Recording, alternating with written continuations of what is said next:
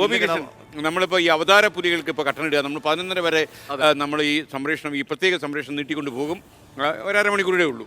അപ്പോൾ അവർ ഊണിരിക്കാൻ സമയമായി എന്ന് പറയുമല്ലോ. അപ്പോൾ ഗോപികൃഷ്ണൻ, നമ്മളിനി 7ാം കൊല്ലത്തിലേക്ക് നമ്മൾ കടക്കുകയാണ്. നമുക്ക് മത്സരം കാര്യമായിട്ടുണ്ട്. ശത്രുനിരയെ നമ്മൾ ഭയപ്പെടുന്നില്ല. അതേസമയം ഭയപ്പെട്ടിട്ടില്ല. കാര്യം അത് ഭയക്കേണ്ട കാര്യമില്ല. നമ്മൾ നമ്മുടെ കാര്യത്തിൽ നിൽക്കുന്നു, അവരവരുടെ കാര്യത്തിൽ മുന്നോട്ട് പോകുന്നു. അവർക്കും ആശംസകൾ, അല്ലേ? മത്സരരംഗത്ത് അങ്ങനെ വേണമല്ലോ. അപ്പോൾ ഗോപികൃഷ്ണൻ, ഈ ഒരു കൊല്ലക്കാലം പ്രേക്ഷകർ ഒരുപാട് പ്രതീക്ഷിക്കും. ഒരു കണക്കുമില്ലാത്ത പ്രതീക്ഷയാണ്. എന്തായിരിക്കും എക്സിക്യൂട്ടീവ് എഡിറ്റർ എന്നുള്ള നിലയിൽ KR ഗോപികൃഷ്ണൻ്റെ ഭാഷ്യം? അല്ല, SK നേരത്തെ പറഞ്ഞത്, നമ്മളിപ്പോൾ ഏതൊരു സംരംഭം തുടങ്ങുമ്പോഴും അതിൻ്റെ ഒരു ആപ്തവാക്യം എന്ന് വെച്ചാൽ തിങ്ക് ബിഗ് സ്റ്റാർട്ട് സ്മോൾ എന്നാണ്. നമ്മൾ വലിയ കാര്യങ്ങൾ നമ്മൾ ആലോചിക്കുന്നു, ചെറിയ രീതിയിൽ തുടങ്ങുന്നു. അങ്ങനെ വളരെ ഹമ്പിളായിട്ട് വളരെ ചെറിയ രീതിയിലാണ് നമ്മൾ 24 തുടങ്ങിയത്. പക്ഷെ അത് നേരത്തെ താങ്കളുടെ ഒരു വാക്ക് തന്നെ കടമെടുത്താൽ അവർ പ്രേക്ഷകരുടെ മനസ്സിൽ അത് വലിയ രീതിയിൽ വളർന്നു കഴിഞ്ഞു.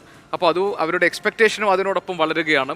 ഇപ്പോൾ യൂട്യൂബിലെ സന്ദേശം വായിക്കുക എന്നത് മാത്രമല്ല, അതിനപ്പുറം അവരുടെ നിർദ്ദേശങ്ങൾ, അവരുടെ അഭിപ്രായങ്ങൾ കൂടി കണക്കിലെടുത്ത് വാർത്ത വളരെ കൃത്യമായി അതിനകത്ത് യാതൊരു വിട്ടുവീഴ്ചയും ഇല്ലാതെ വാർത്തകൾ കൊടുക്കുകയും അതോടൊപ്പം തന്നെ പ്രേക്ഷകർക്ക് ഏറ്റവും വളരെ ലളിതമായി ഈ വാർത്തയൊക്കെ സ്വീകരിക്കാൻ കഴിയുന്ന തരത്തിൽ പുതുമകളോടുകൂടി അത് അവതരിപ്പിക്കുകയും ചെയ്യുക എന്നതാണ് 24 എല്ലാ കാലത്തും ചെയ്തിട്ടുള്ളത്.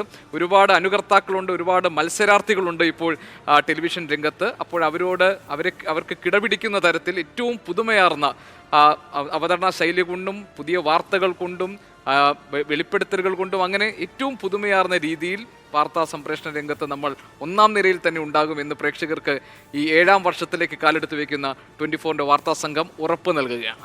ഗോപി, വളരെ ശരിയായ കാര്യം. ഞാൻ ഈ ഇടയിൽ ഒരു സ്ഥലത്തൊരു പ്രസംഗം നടത്താൻ പോയപ്പോഴേ, വല്ലപ്പോഴും വാടക പ്രസംഗം ഉണ്ടല്ലോ, ആ പ്രസംഗം നടത്താൻ പോയ സമയത്ത് ഒരു വയസ്സായ ഒരു മനുഷ്യൻ വന്നിട്ട് പറഞ്ഞു, എനിക്കൊന്ന് ഉമ്മ വയ്ക്കണമെന്ന് പറഞ്ഞു.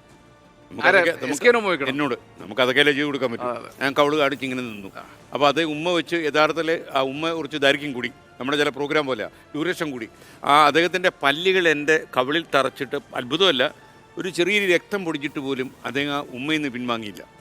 ഞാനും പിൻവാങ്ങാൻ നിന്നില്ല. ഈ കവിള് ചുമ്മാ ഓപ്പണായിട്ട് ഇട്ട് കൊടുത്തു, ആർക്കും കയറി മേയാൻ പറ്റുന്ന കവിള് പോലെ, കേട്ടോ. എന്നിട്ട് ഞാൻ മാറിയില്ല. കാരണം എന്തറിയോ, ആ പൊടിയുന്ന രക്തം എന്ന് പറഞ്ഞാൽ, ആ കിനിയുന്ന രക്തം എന്ന് പറഞ്ഞാൽ അവരുടെ ഹൃദയത്തിൽ നിന്ന് വരുന്ന രക്തമാണ്, ഹൃദയരക്തമാണ്. ആ ഹൃദയരക്തമാണ് 24-ഉള്ളതെന്ന് നമ്മൾ മനസ്സിലാക്കുന്നു. അദ്ദേഹത്തെ പോലെ എത്രയോ ആളുകൾ ഈ സംപ്രേഷണം കാണുമ്പോൾ ഞങ്ങളെ കെട്ടിപ്പിടിക്കണമെന്ന് തോന്നുന്നുണ്ട്, നിങ്ങളെ ഉമ്മ വയ്ക്കണമെന്ന് തോന്നുന്നുണ്ട്. കാര്യം അത്രയ്ക്ക് ഒരു കുടുംബ ബന്ധം നമുക്ക് വളർത്തിയെടുക്കാൻ കഴിഞ്ഞു. അതുതന്നെയാണ് 24ന്റെ വിജയം. ആ രീതിയിൽ തന്നെ മുന്നോട്ട് പോകുന്നതാണ് KR ഗോപികൃഷ്ണൻ പറയുന്നത്. മത്സരരംഗത്ത് നമുക്ക് വേറെ തന്ത്രങ്ങളൊക്കെ പറ്റാം. രാജതന്ത്രം എന്നൊരു സിനിമയല്ലേ നമ്മൾ എഴുതിയത്, അല്ലേ? ആ തന്ത്രം നമ്മൾ വിട്ടിട്ടില്ല. നമ്മൾ ഇനിയും മുന്നോട്ട് പോകും.